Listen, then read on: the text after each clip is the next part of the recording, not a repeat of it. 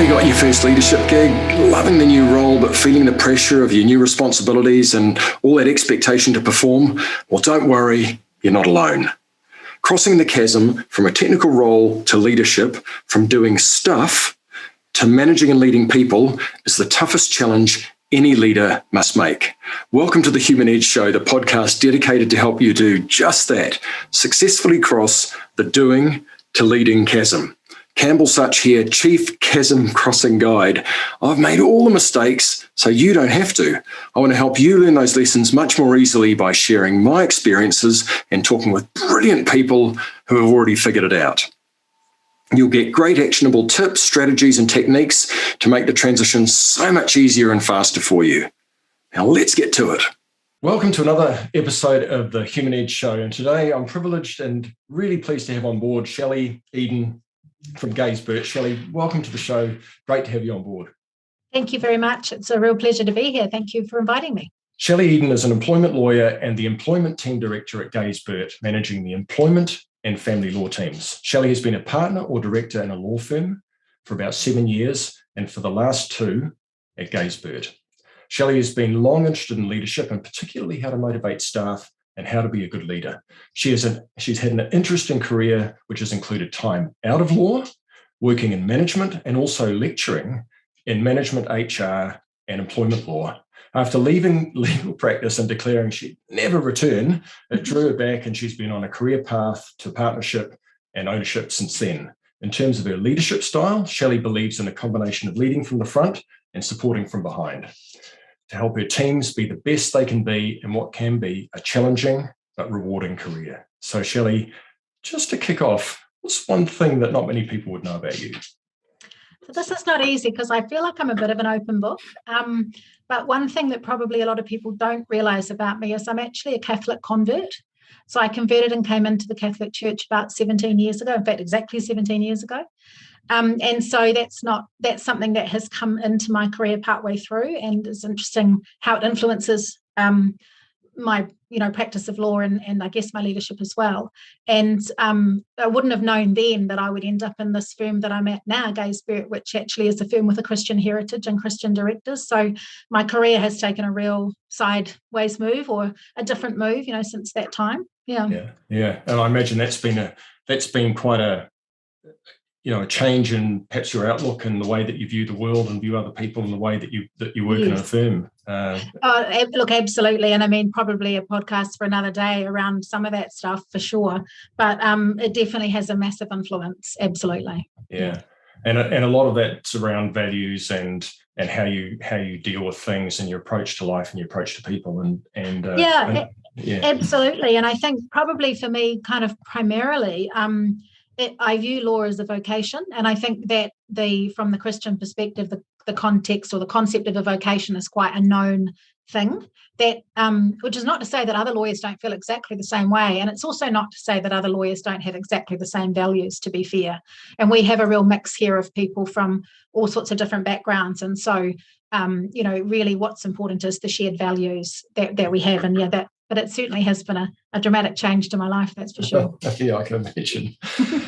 Just to change tack slightly, could you just sort of step yourself back into your early days in leadership and just talk a little bit about where you were, how that happened, and perhaps some of those early learnings that when you look back now you go, wow, if I'd known that would have made a big difference to my leadership. Sure thing. So there's sort of 2 parts to this. So the first part is the very first time I actually had like a supervisory or leadership role, which was when I was working in a bar and I became a duty manager. And I think the massive learning from that was that people don't always do what you ask them to do just because you ask them to do it. And I think that's what led to this from then on, quite lifelong interest in leadership. And what is it that makes people actually get out of bed in the morning and come and follow you? Because without followers, you don't have leaders, right? And so that was really interesting. And I still remember that moment in time when I said, "Can you go and clear those glasses, please?" And one of my staff members said, "I don't feel like doing it." And I remember thinking, what do I do now? Like, how do I deal with the no? And I was so sort of affronted. Then the second part to that is in law, when after some time out, as my bio said, I returned to legal practice.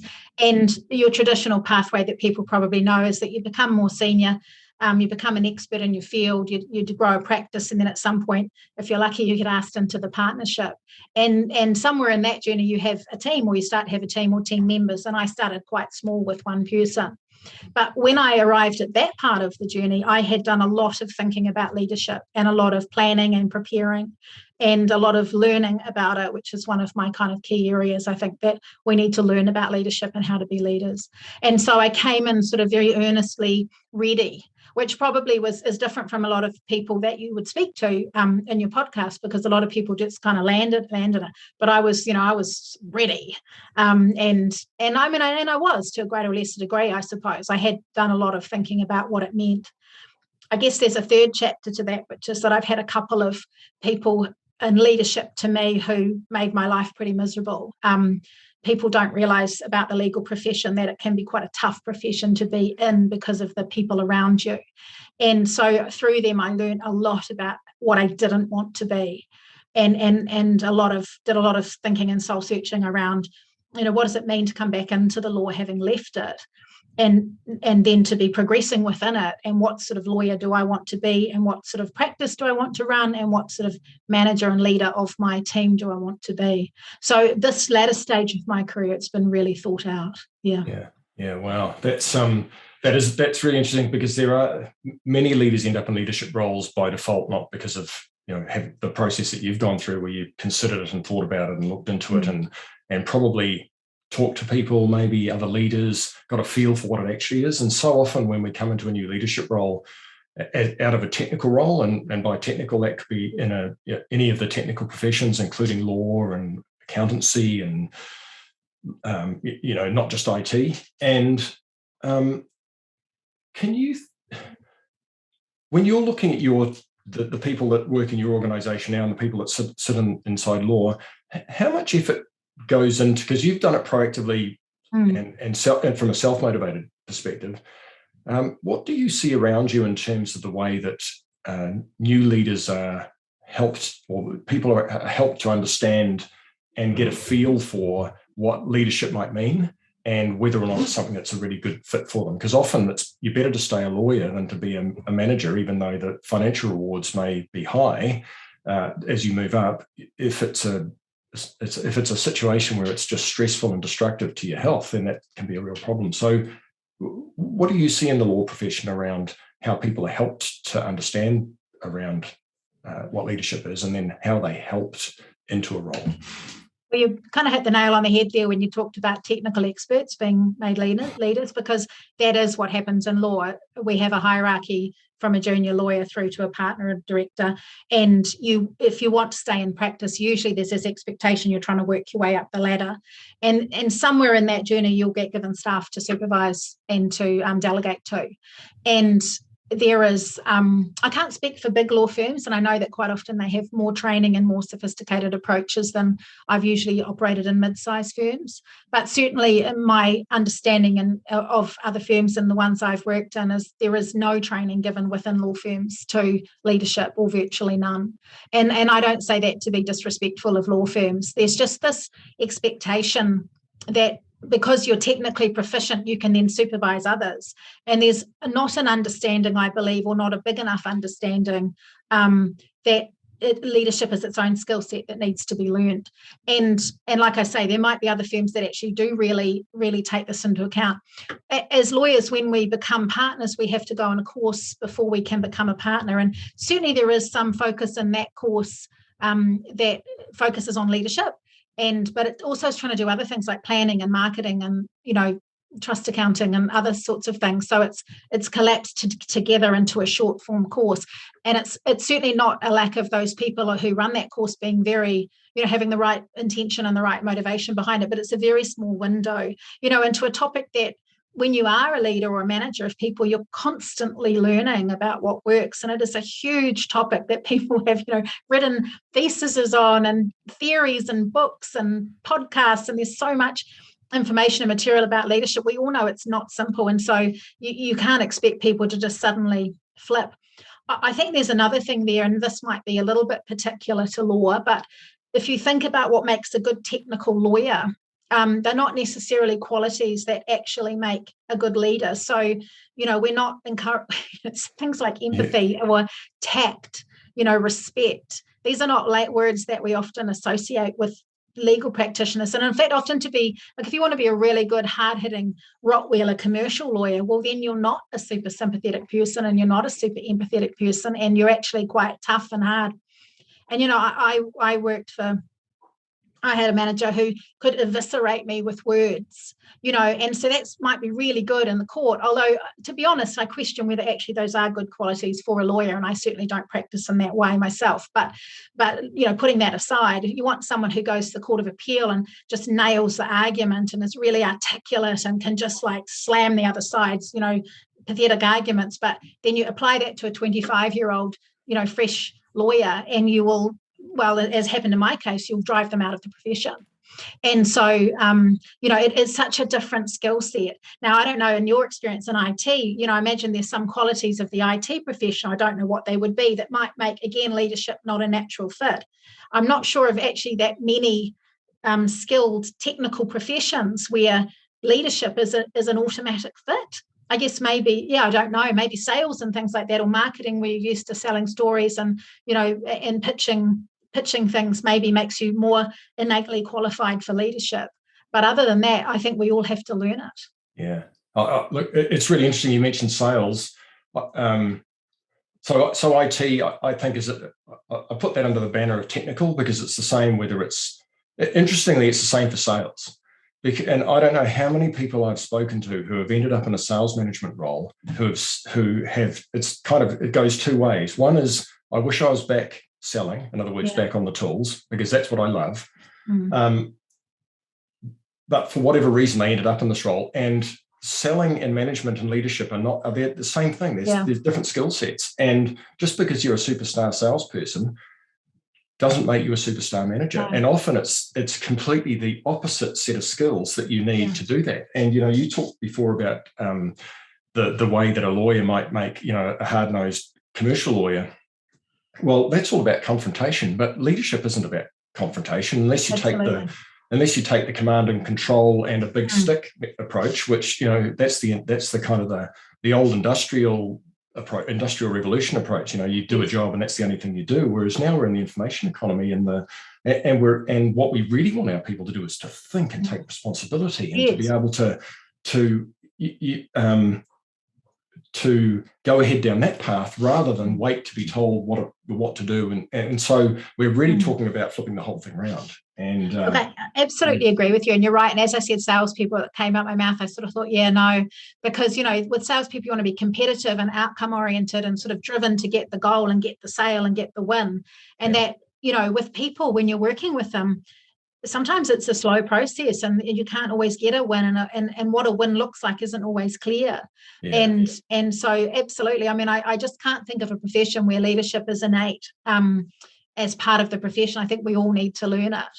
And I think law, is a bit behind. I think the other part of it is that if I had spoken to that person about leadership and management and what would motivate me and inspire me to do a really good job, I mean, he would have laughed in my face and told me I was being ridiculous. And I get that that's some years ago, but there's certainly still lawyers who I would say are of the, why can't they just get on and do their job sort of ilk. It's not a natural skill set. But particularly, because I do like to give respect to the, very talented people in my profession, it is around it not being given priority for learning, and not being something that we're encouraged to learn. I mean, there's lawyers who have done bachelors of commerce as well, and they may well have studied leadership. And there certainly are firms that, would put people on leadership training and do other things. So I don't want to discredit or disrespect them. But if I just look at my own journey, it was like I was given a supervisory role without any preparedness for it from the firm. And that's a common experience. It's not a criticism of them. Yeah. And luckily you'd already put on you had the flippers and the floaties on, right? So you were thrown in the pool, but you'd already gone down the path of making sure that you weren't going to drown, whereas a lot of people get thrown and they end up drowning. And unfortunately, what happens often is that the the best person and the most technically competent person, the star in the team, gets promoted into the leadership role. And then unfortunately, if you look at the stats around leadership and how many people, the percentage of people that make naturally good leaders, it's only 1 in 10. And maybe another couple out of 10 can be helped with good coaching and management and leadership and support to be good leaders. The other 7 out of 10 are almost always much better for themselves and for the organizations that they work for, doing the technical stuff, being the lawyer, being the IT, the superstar developer, rather than going into leadership. Because what happens is they get into leadership, find they hate it, they're stressed, they're not managing the team well, there's no way back, because we don't build a way back. And that's one of the key things that I believe we need to and think about, is to give someone a taste. And then the only way out is they're drowning and they leave. And so you've lost the best person in the team. The team's suffering because they haven't been well managed, and you've really got, and suddenly you now have to find someone else new. So it is a real challenge. I think it's about pathways too. Sorry, Campbell, like you say, pathways to and pathways back, because I think also, there is more than one way usually to progress in a profession. And unfortunately, law, we tend to think of partnership as the be all and end all, which is why so many lawyers leave and go and do so many other things. But actually, there is no reason why you couldn't go up to a senior role and stay there and have a really happy career doing your work in law, and I would imagine in many businesses, really. So I think it's around having a thinking around this that's a little bit more creative, isn't it? And going, and actually checking with people, is this actually what they want? Do they want this responsibility? Because it can be, pretty stressful running a team, especially if you don't enjoy it. And I can't imagine how awful that would be, frankly. Moving from that technical specialty to then actually hating leadership would be awful. Well, it is. And one of the guys that I interviewed quite some time ago in this podcast, one of the big challenges he had is he ended up being in a role which ultimately ended up with it was a huge growth company, startup business. He ended up with just about everyone reporting to him, and the stress of the role nearly made he started to lose his vision, and and in the end he left, and he's now in a leadership role, but with really good support and doing really well in another startup. But the stress can just be overwhelming, and I just see it everywhere. And so we don't. I'm going to keep interrupting you. We still have a caseload as well. So I still have clients and a caseload, even though I have my teams that I run. And so, that's a good thing, because you stay on the tools in that sense if you enjoy it. But there's this addition of the leadership, and so it's added to your existing role. It's not something that you move in to become a purist, law manager.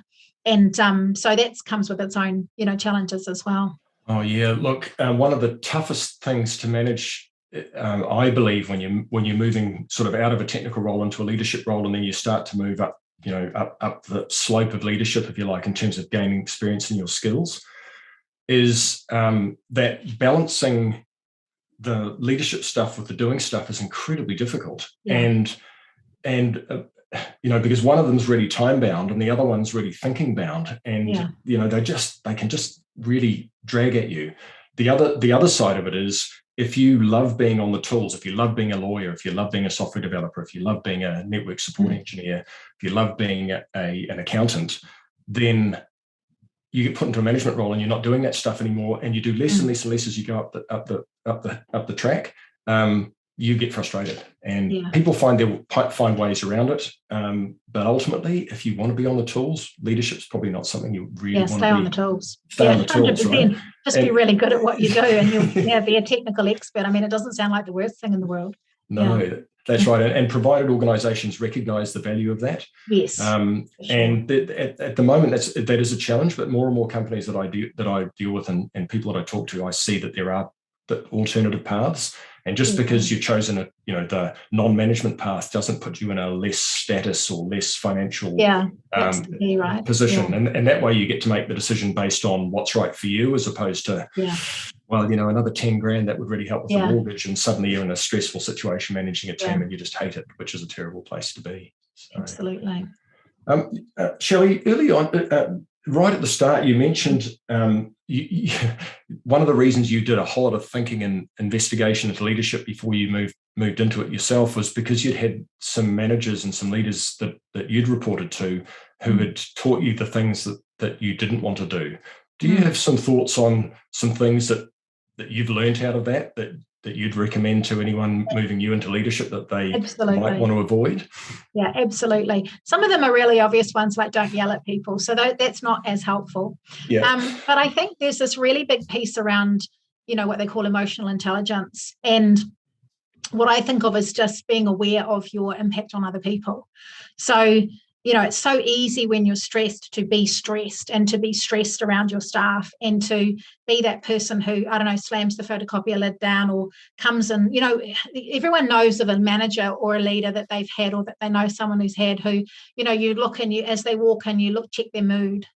And are they in a good mood or in a bad mood? And if they're in a good mood, we'll all have a good day. And if they're in a bad mood, we'll all have a bad day. And they sound like a stereotype or an archetype, but they're actually real. Yeah. And, because I see them in my work all of the time, meaning that I have clients who are being bullied by people like that, or I have organizations who are going, how do we deal with this situation we find ourselves in? And that awareness that you have an impact on other humans and what you would like that impact to be. So I think it is in that EQ, empathy kind of realm. But just having, common sense around the fact that if you're spitting and swearing and angry and stressed and you're taking it out on people, it's going to make them miserable. And if they're miserable, they're non-productive and they'll leave. And it seems like, well, yeah, no kidding, you don't yell at people or you don't be mean to them. But actually, it shocks me constantly that people don't seem to have that understanding. Yeah. And I think it is around, I'm always probably going to come back to learning. It's actually going, these were people who didn't give any thought to their management, or in fact, in one just beautiful case, someone who actually believed that the meaner they were to me, the more I would produce out of some, which is a slightly sort of warped, and that was an exceptional person. But, just having that kind of some awareness or cognizance and go, okay, look, how do I behave around people? How do I behave when I'm stressed or I'm tired or I'm worried or I'm angry or they're frustrating? Because let's face it, people can be really frustrating, bless them all, but they can be. How do I respond to that? And you have these moments in time where you go, and I can remember that moment in time where I thought, oh, okay, I can't just, whatever at this person. I have to actually control myself now. Yeah. And it's that type of thing. And I think thoughtfulness and just respect of other people and just some basics, kind of like, okay, well, yeah, I'm technically proficient and so I'm good at this, but there might be some things about that occupation that actually don't sit well with leadership. So what do they have to be? Where do I have to perhaps do some reflection and change? But in those cases, those people could have made my life a lot happier just by not yelling. So it was pretty bad, to be fair. But I think there was definitely more than that to it. And I learned things from those people that were good, as well as, suffered at their hands. And I think it just made me, you have a choice. We can repeat the cycle, and there is a strong temptation to do that. I don't think people should misstate this, or underestimate how strong the influence of early leadership can have on you, in that, if just because I was treated like this, then I should treat someone else. Well, I was overworked, you should be overworked. I didn't dare say no to something. How dare you say no to me? And so we have all this stuff sort of sitting behind us. And in fact, you have to go, okay, well, was that actually good? Did I actually work well under that? Did I stay in that firm? Did I like it there? Was I happy? And if any of those are answered in the negative, then you have to go, okay, well, then maybe I've just, even though it feels like I'm being soft on this generation, I have to actually be, because actually that's not soft. That's just called respect and kindness. Yeah. And I was treated, where I came from was not respect and kindness. So it really does take quite a lot of thinking about it. And I think it really helps to educate yourself. I was going to say this before too, I had a lot of external help. I have the most incredible mentor person who helps me. And so I had a lot of help. And I think you need that lot of help. No one really can do this alone. Yep. Wow. Yeah, that's really interesting. So the key thing was don't it's the respect. Yeah, don't yell. I really like that. Don't yell at people. The other piece that you talked about there was which I'm going to use your name, but I'm sure you're not like this, but which Shelley are we going to get today?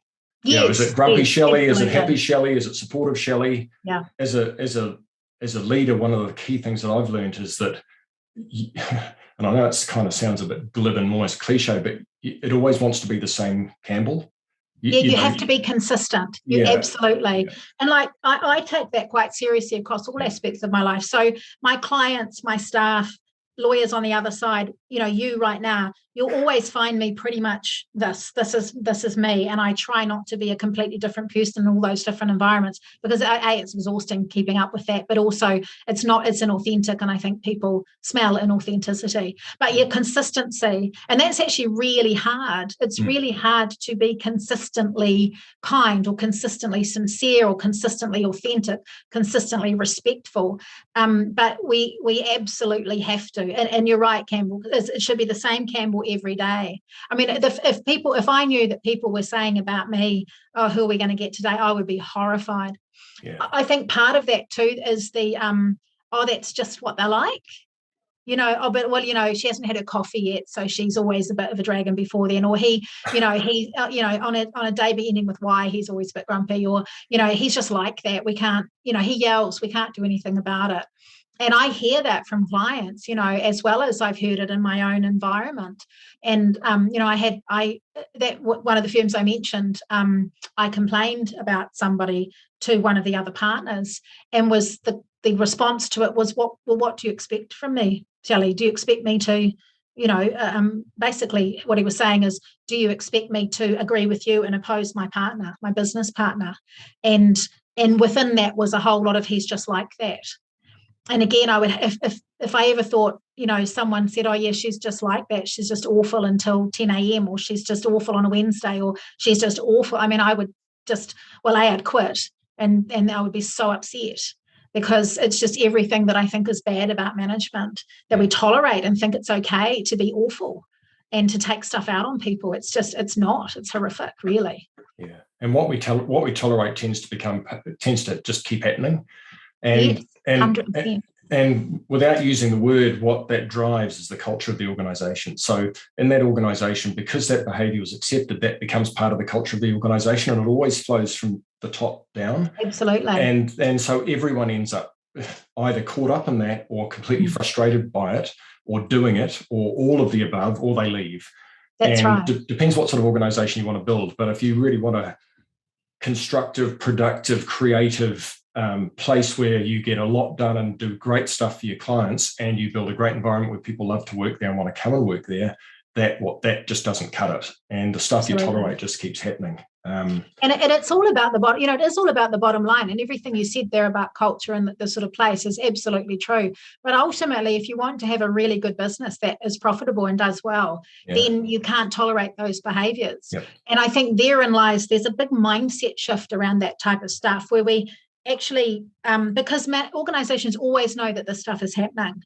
They know that because they get complaints, and they see it themselves. And usually, actually, other managers will experience people who are like that. They'll exactly the same way themselves. These sorts of people don't hide it. They don't just be like that to their staff, although that can be, they're often worse with their staff, but they're also like that with their partners, or, with even their superiors. So organizations know the stuff's going on, and there needs to be like a mindset shift of, from what to what. Obviously, you need someone to advise you on, and one of the things, that's sort of the thing I do is, helping clients diagnose this stuff. But it's like the mindset could be, actually, you need to open your mind to what bullying is, and recognize that this is actually bad and this is bullying. Or the mindset might be, I can't do anything about it. I can't change them. They're too valuable. This is just how they are.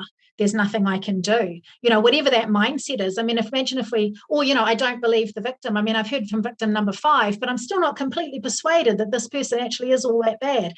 So imagine if you turned your minds and just went, actually, what if I actually just believed what I'm hearing? Or if I actually just got over myself and realized that this is harming my business, and just said, actually, there's no room for this here. We want to have that change, so that we flip the switch and go, no, we're not going to have that. I mean, everything would just change overnight, because these people can be dealt with and gotten rid of. It's just, sometimes it's hard. But that's why we're managers, right? We're actually meant to do the hard stuff. That's why we're here. Yeah. So I take quite a no sort of tolerance view of it. But part of my job is to help, especially when dealing with clients, is to help clients to manage it, obviously, and to deal with it, which is one of the things that I do, obviously. Yeah. But there's no need. And in fact, you'll get a better, more profitable, high performing and happy organisation, which is better for everyone to be, if that stuff is kind of rooted out. Absolutely. And it's everyone else knows what's going on, right? If it's the whole culture, then you've got a major problem. If it's one or two people, then they're bringing everyone else down. Problem. Then you've still got a major problem, right? Because it's bringing everyone else along in that space. So hanging on to someone that's whatever the word is, negative in the culture or toxic in the culture, or just doesn't fit, and maybe they're a better fit somewhere else, or they're not in the right role, or whatever it is, your duty is to help them either understand what it is and do something about it to make sure that you can fix it, and then the organization grows and the culture is what you want, or help them see that maybe it's a better place, there's somewhere else that's better for them.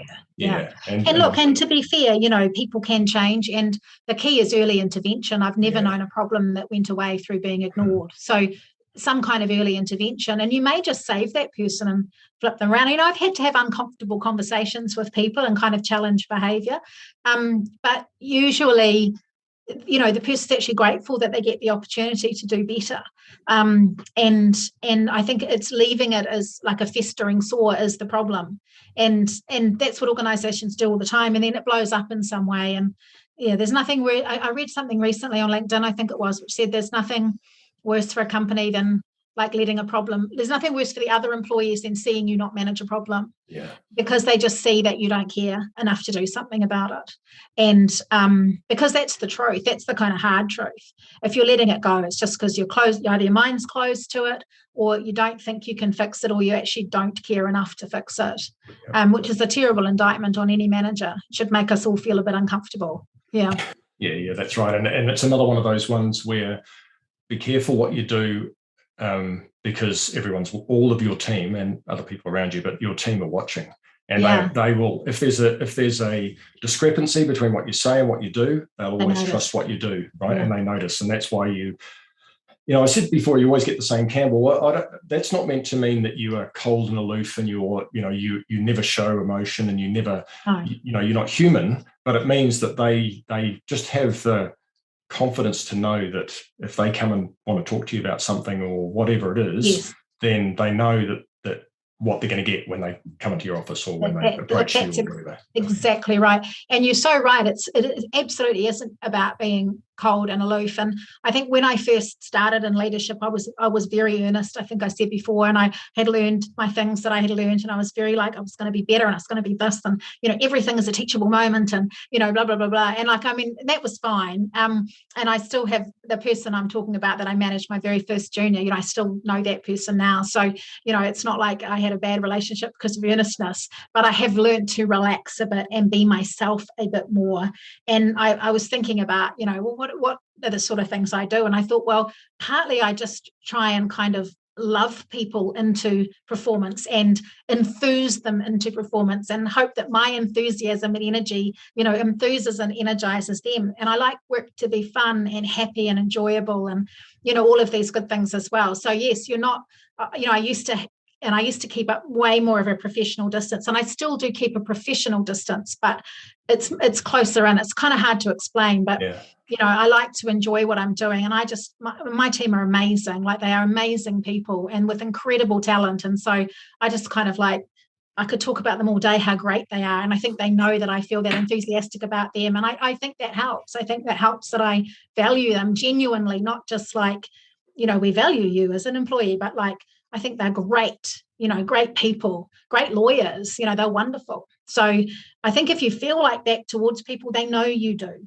It's part of that authenticity, that you genuinely care and genuinely feel and want them to be all that they can be, and want there to be no limits on their success. And when you actually feel that and believe that, I think people know that. We all know people who make you feel good after being with them. I try. I mean, who knows how successful I am, but I try to be that person. Yeah. So that intent's awesome. And so just to change gears slightly on this one, sure. When you're looking to recruit, I wanted to cover two things. One was recruiting, and the other one was remote management, because they're oh yes, yeah. And how you found that over the last 2 years. But just in terms of recruiting, when you're looking for a new member for your team, what sort of process do you use, and how might a new manager take some thoughts and ideas out of that to help them better manage that process, because hiring is super critical. Yeah. If you get it Absolutely. wrong, when you get it wrong, because everyone does, right? Always You never get wrong. it. You're never 100%. I don't know what the stats are, but it's way off 100%, right, in terms of getting it right. But what you need to do, I believe, is have a process, or have some process that helps you make that as likely as possible to be successful. What do you do, and how do you approach recruiting? Really good question. So I think I would never not, and this is textbook, but I would never not reference check, and I pay attention to what the references say. Yeah. But before then, like we've got a practice director here who's fantastic at bringing people down to shortlist to interview, and then we just interview. But I'm trying to think about the personality fit that I want in the team, and I'm trying to think about how that's going to work with the existing team. I'm looking for balance. I'm looking for different technical skills, and I also do tend to hire people who I like.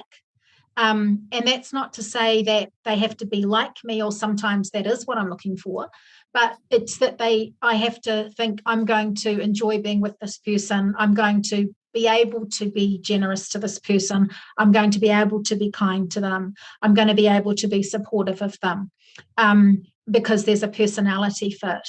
And I look very carefully at their CV and what their express skills are and what they say they're good at.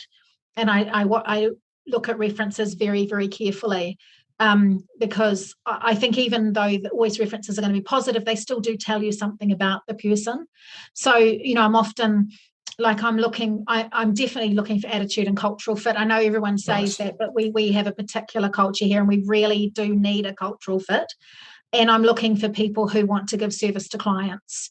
And so a service ethos is very important. And that might come about, if they've worked, I often like people who've worked in retail, or worked in a bar, or worked somewhere where it's actually quite hard work and dealing with people and customers, because what they don't tell you at law school is like a million things. But one of the things they don't tell you at law school is that we are in the service industry.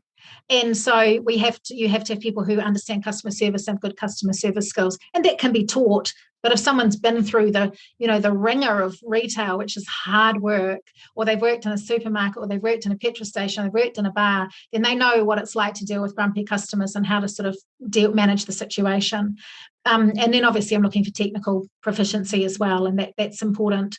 Because I'm an employment lawyer, we're looking for someone who really can have compassion for people. And one of my big things is, compassion. It's certainly something I've been thinking about recently, which is compassion is when you see a problem and you want to fix it. So it's not sympathy and feeling sorry for a person. We can't feel sorry for people. We don't have time, and they don't need our pity. They need our help. And empathy is good and important, but empathy presupposes you've been through what they've been through, and we haven't a lot of the time. So, that compassion is that, okay, here's a problem and I want to help solve it. So I'm looking for people who have that compassion, who have that service ethos, but who also are hard workers and diligent and smart. I mean, it's a big list. That's why I really think that the people I've got in my team and in our firm, they are the cream of the cream, because we have a big list, and it's hard to get people sometimes to fill the list, but we've got some awesome people. So that was the first part. So that was recruitment. Yep. So just to pick up on a couple of things there. So sure. One of the things that we as hiring managers that I've found is a bit of a cliche, but we tend to hire on skills and fire for fire for attitude, for one of a cliche. And you did mention technical skills, and I think it's like if you're hiring a software developer or a lawyer or whoever, someone has to have a level of technical capability to be able to do the role. My experience is you need to know they can do it, or you can bring them up to speed pretty quick. You also want to know that there's a growth path for them. But ultimately, to me, the key things that you talked about there around hiring are really good cultural fit. So I need to be able to fit with them. I need to feel like they're a fit for me, a fit for the team, and a fit for the organisation, and a fit culturally. And if they haven't got all of those, then it doesn't matter how good they are technically. Right. Whether they're the best lawyer in the world, or the best software developer in the world, or whatever their skills are, that's not going to get them into your place. And was that right? Is that where you? Yeah, no, that's exactly right. We are looking for fit first and foremost, because anyone who comes to us, say, as a graduate level and has a law degree, where they've all got the same degree and they should all have the same basic technical proficiencies, strengths and weaknesses, obviously, but they should be teachable. And so I do look for teachability. Yeah. Anyone who's got experience in another firm and comes here, well, we probably know that firm. We probably know the training. We probably know the type of work. We would be able to speak to what that person is likely to be capable of, technically. And so that is just the foundational stuff. And that it's a given. Without it, they can't obviously come in. But everything else is to do with fit, attitude, like I said, that service ethos, the cultural fit with our values, and the ability to fit in the team. Like you said it brilliantly, Campbell, fit with me, fit with the team, fit with the organisation. Those are the things first and foremost. You have to talk to that person every day and see them every day just about. And so if you can't get on with them, you've got a problem from the beginning, right? And it's not that they have to be replicas of you. And in fact, that's probably quite important. Although I did once say to our practice manager at my last firm, we were hiring a new person, and I said, that thing where you're supposed to examine your own skills and then think about a person who's going to, interlace with those and complement those skills. And she looks at me very seriously and said, yes. And I said, okay, I don't want that. I want someone exactly like me. We've got to find that person. And she laughed, and it was a joke. But actually, at that time, that was what I needed. I needed someone who was just going to complement me really comfortably and work alongside me. And now that I've got the luxury of a larger team, we can look at different sort of slots for people. But I have to talk to them every day. I have to know that we've got the same brain connect, and we're going to be on the same page for at least a lot of what we do. Yeah. Oh man, there's so many things we could talk about, but I've got a whole lot of thoughts running around my head after that. But we're kind of running a little short on time, and I just wanted to just touch on remote leadership and management, because it's been a big deal over the last 2 years with COVID and that such a short time frame to go from traditional leadership and management where everyone's sitting at a desk in front of you, maybe a few people working remotely, to suddenly either everyone or the bulk of your team working remotely. How have you managed that transition? And probably more importantly, after everything you've been through, what are the sort of the key things, maybe 1 or 2 or 3 key things that you have found that work really well, and that perhaps a leader in managing a remote team or a hybrid team of remote and on-site might be able to use and apply? Sure thing. I've it's been a long time, and I've had a chance for a couple of different ways, and I also crossed into a different firm partway through. At the end of the very first lockdown, I came out and I came into a new firm with a new team, and so there's been a couple of different ways I've handled it. But I thought about this before we spoke, and I think it really, one of the biggest things I think is time with your people. You still need to have time with them. It's really easy to just get remote. But, during the lockdown last year, we had a combined team meeting every day. And that was just for sort of half an hour. And that was literally social. It was morning tea together. It was the social time. And a kind of incredible thing happened in that, because I was working alone at home, and we actually bonded really well as a team in that time, because we just had that repeated time. And we all brought to it whatever we brought to it at the time. In the employment team, we were going through a lot, because the law, employment law hasn't changed, but actually the laws have changed along the way, the orders and the mandates and vaccines and all of that stuff. We were getting law changes just on the regular, and we were having to keep up with them and try and stay a step ahead of our clients. So it was really stressful and really difficult. And at the same time, there were people going through grief, the loss of their jobs. We've had this sort of nationwide change, nationwide grief, as everyone's lives have been upheaved, and loss of jobs, lots of businesses. So my team and I are on the phone with people who are highly emotional, in tears often, about their situation. So we're dealing with stuff that, yes, we normally have to deal with, but it's like to the power of, whatever, 10, just like a magnitude more. So I really had to stay close by my team mentally.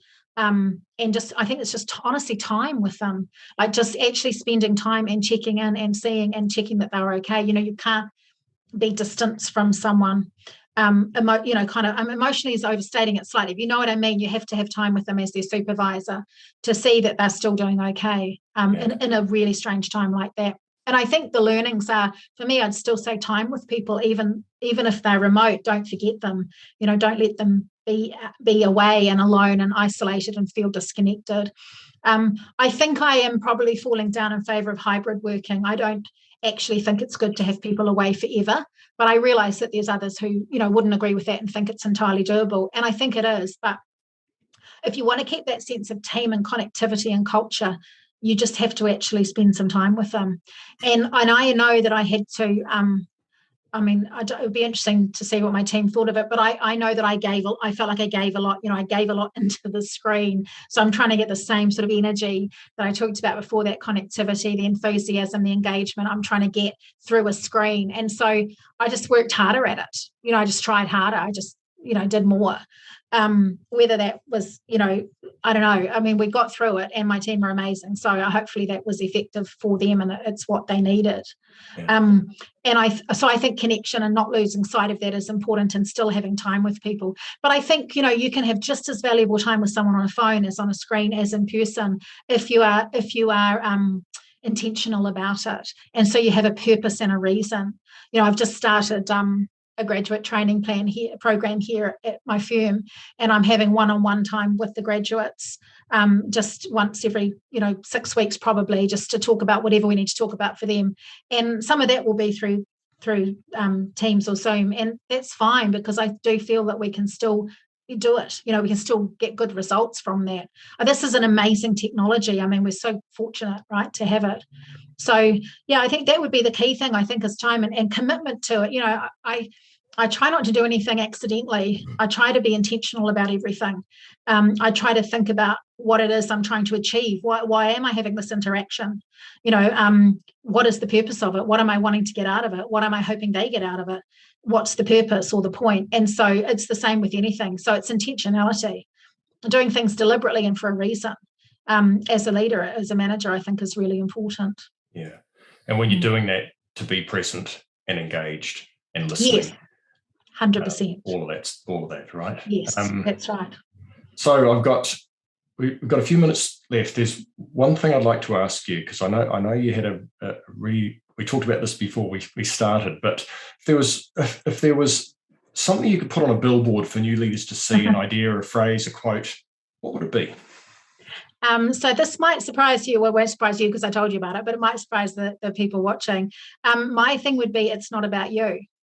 And I will allow me to explain that, because that might sound a bit strange. But just to frame this up, so this is about someone who's considering leadership or who is in a leadership role. This is your message to them. This is my message to you. It's not about you. Yeah, it's not about you. Yeah, that's right. Yes, my message to a new leader is it's not about you. And in case that sounds strange, or indeed a little bit I don't know what the word is, but like I don't care about you when I do.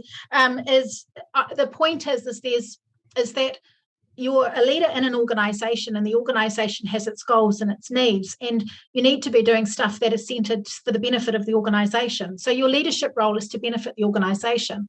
It's also to benefit the person who you're leading. That's why you're there. Because my approach is this kind of, probably the closest is what they describe as servant leadership, where you're here to support and enable.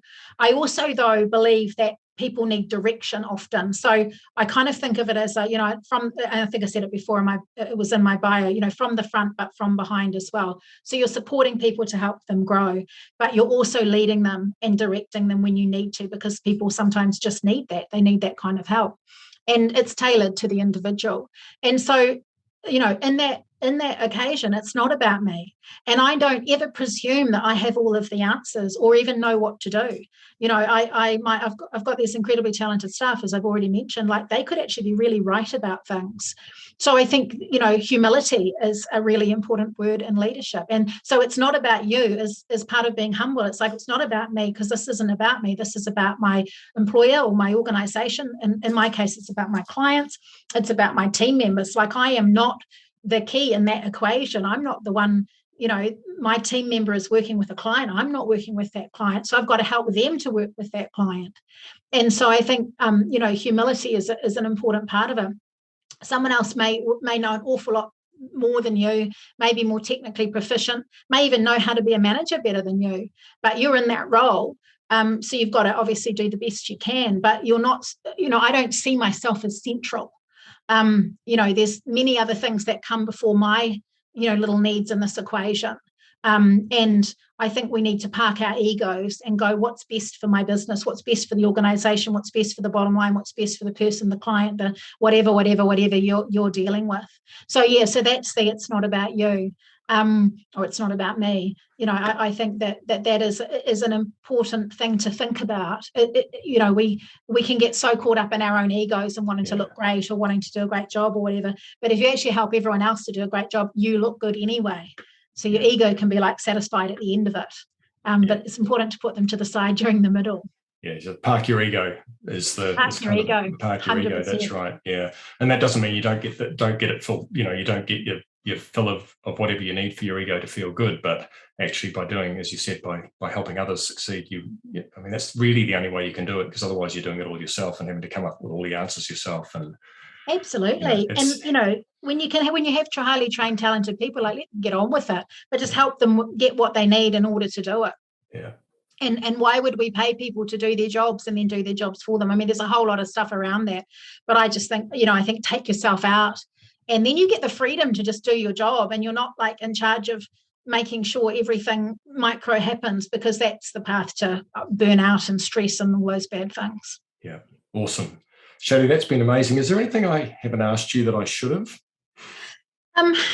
Well, the only thing probably that I've thought about, I think I talked about the need to have help, and I think I probably just want to blow that up a little bit. Yep. Because I think it is really important to train ourselves and to learn. I mean, that's one of the joys of a podcast like this, is that you can actually hopefully get some value from what other people have been through, and from Campbell's wisdom as he goes through the podcast. And so, but do learn, like, this is a skill that you need to learn, and you can hone and you can polish and you can get better.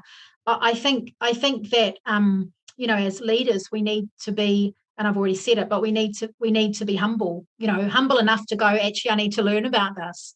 I mean, I did get a shock when I first became a leader, because I thought, well, I'm kind of cool and I'm kind of nice, I'll be amazing at this. And then the shock to learn that I needed to learn about it, I had to get over myself. And so I think there's that, I think you need compassion, you need humility, you need to be able to put others first. You need to be unafraid to address tough issues. You need to be nice. You need to be kind. Like, there's a whole lot of need to be, should be. One of the areas of life where there are actually shoulds. But primarily, if you take it from that kind of, I can learn from everyone around me, and I can learn how to do this better, and I would like to be good at this because I'm really good at my technical skills. So why don't I be really good at leadership as well? Because it's entirely possible. Then, I think that's a really great aspiration. And I think, why not? Like, why not? Of course you can. You've been really great at this other stuff. You can be great at this too. But give yourself a fighting chance by actually finding out about it, learning about it, and then go for it. Yeah. So the key there, and I'm fully on board with it, is that it's a learnable skill. And yes. And the other piece too is that it's a lifelong journey. You never perfect leadership. And if you can reach out and get help from those around you, mentors, you mentioned mentors before, and it's another thing I'd love to dig into, but we kind of run out of time. People around you can help you, and if you're open to it and humble, and also be prepared to be wrong and not necessarily know everything, then that can be huge. It's hugely freeing to just say, actually, do you know what? I don't have the answers to everything, and I don't know what I'm doing. And today I've got no clue. Yeah. But I know where to go to get a clue. And so I'm going to go get a clue, and I do think that's hugely freeing, because otherwise, when I started, I was so earnest, I had to get it all right. And that was quite sweet when I look back on it. But now I'm just like, I'm glad I gave myself a bit of a break to sort of not be perfect. But I think with it, I'm more authentic and probably better. But who cares? It's just, that's not my focus. My focus is being good for my team. So hopefully they feel that. Absolutely, and you've come a long way on your journey in leadership, right? It's definitely from those early days. Shelley, that's been from that pub where that guy would not get those glasses from the table for me. Definitely. I love the idea that you look at people's past history and experience is actually the key, and roles outside of law and outside of what they do, Absolutely. which are around those things. That's really powerful and really telling. And I'd encourage any other leaders when they're hiring to really put credence on some of those other things as well, because they can help you see a lot about a person's approach and character and their willingness to learn and all Definitely. those kind of things. So. And even if you hire people with degrees, and you look at their grades and so forth, like if someone has kind of done badly one year, but then done better the next, to me, that shows tenacity, and grit and the ability to learn and get better. And so, don't look at stuff just sort of for what it presents, but try to delve a bit deeper into what it actually means. And I think you get better people by doing that. You get better fit, rather. Everybody could be great, but you'll get fit, which is what you need. Yeah, fit for you, because they may be better somewhere else. Yes, precisely. Shelley, thanks so much. That's been absolutely outstanding. Loved our chat, and look forward to doing it again at some point. It would be my absolute pleasure. Thank you very much. It's been really good fun. Thank you. Great. See you. Bye-bye. Thanks for listening. If you have a friend or a colleague who would benefit from this episode, please pass the word along. If you have a friend or a colleague who would not benefit, but you haven't been in touch with them for a while, give them a call. iTunes reviews are great to get the word out and to help me create the show that's most useful for you. And if you're frustrated or having challenges or would like some help, guidance, assistance with your first leadership role, then check out integrationcatalyst.com in the link in the podcast notes below. Or pass this on to your boss to nudge them to get you the help you really need to cross the doing to managing chasm and get you powered up on your leadership and management journey. Oh, and if you want to make sure you don't miss an episode, hit subscribe. Until next time.